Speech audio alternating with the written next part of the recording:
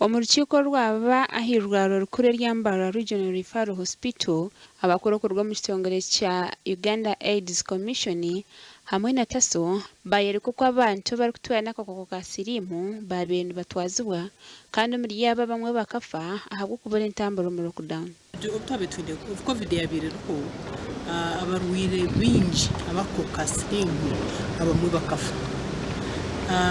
Kurgira kare barwire abamwe nabafa konka umugwiro bo gwa lockdown ningo gwiro abaroko corona nyinji many patients bakafa tureba in one quarter meza shatu abawira nana mukaga bakafa kandi cyo kushana na hati ubu tutine corona abo kubanoreba ko meza shatu hati agagwire abarimo barwire mukaga Akurwanze kujanjara kwa kakoko ka sirimu Dr. Musoba Nelson orukuru ekitongole cya Uganda AIDS Commission nagira gavumenti eshemeye kutamana mu nkara ya teknolojiya era hwera abantu bari kusubira n'akoko ka sirimu okorekeraho kwetinira.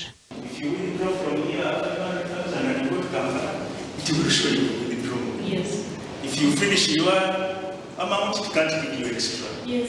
So we need the same system for medicine, not just therapies, but for the health system. But we are having lots of, discussions to cost us a bit of money, but will save us at the end. Because what the colleagues encounter now as loss of follow-up, sometimes the patients have just moved. Margaret Rebyambu oyo mwishengerekazi wa MBARARA district na shabazi Dr. Mano mukuma abana babo obutakwata ndwareji.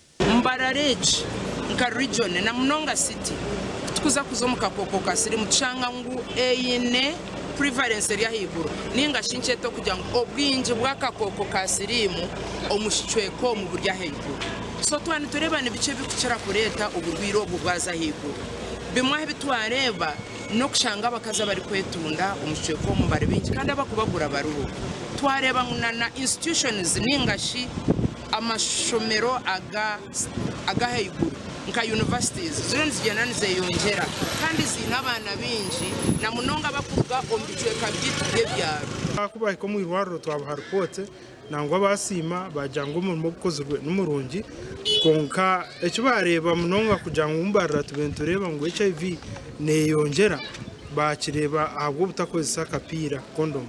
Aba TV West ni Susan Chelsea.